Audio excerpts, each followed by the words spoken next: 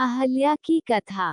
प्रातःकाल राम और लक्ष्मण ऋषि विश्वामित्र के साथ मिथिलापुरी के वन उपवन आदि देखने के लिए निकले।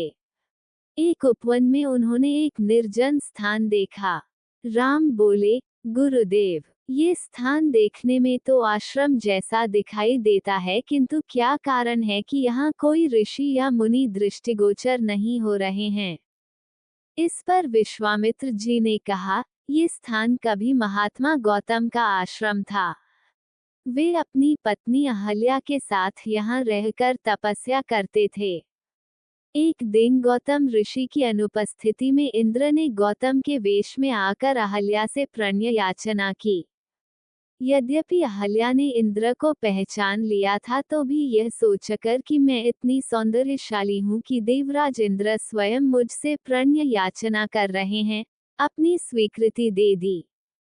जब इंद्र अपने लोक लौट रहे थे, तभी अपने आश्रम को वापस आते हुए गौतम ऋषि की दृष्टि इंद्र पर पड़ी। उस समय इंद्र उन्हीं का वेश धारण किए हुए था। तत्काल वे सब कुछ समझ गए और उन्होंने इंद्र को शाप दे दिया।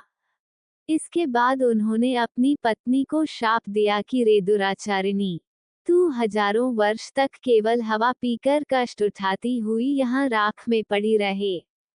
जब राम इस वन में प्रवेश करेंगे, तभी उनकी कृपा से तेरा उद्धार होगा।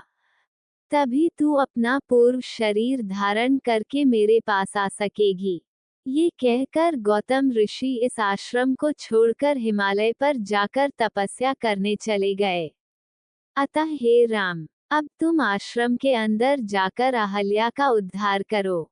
विश्वामित्र जी की आज्ञा पाकर वे दोनों भाई आश्रम के भीतर प्रविष्ट हुए। वहां तपस्यारत अहल्या कहीं दिखाई नहीं दे रही थी, केवल उसका तेज संपूर्ण वातावरण में व्याप्त हो रहा था। जब अहल्या की दृष्टि राम पर पड़ी, तो उनके पवित्र दर्शन पाकर वह एक बार फिर सुंदर नारी के रूप में दिखाई देने लगी। नारी रूप में अहल्या को सम्मुख पाकर राम और लक्ष्मण ने श्रद्धापूर्वक उनके चरण स्पर्श किए। तत्पश्चात उससे उचित आदर सत्कार ग्रहण कर वे मुनिराज के साथ पुनः मिथिलापुरी को लौट आए।